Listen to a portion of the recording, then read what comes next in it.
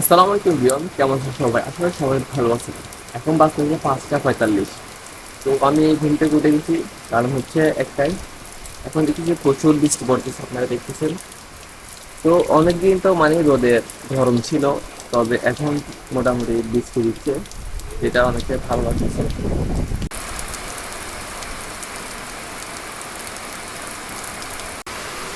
এখন আমি গেট থেকে বাইর হয়ে বাহিরের দৃশ্যটা আপনাদেরকে দেখাবো।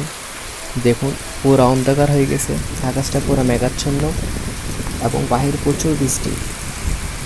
আপনারা তো ভিডিওর মাধ্যমে দেখতেছেন, দেখেন চারিদিকে পুরো অন্ধকার।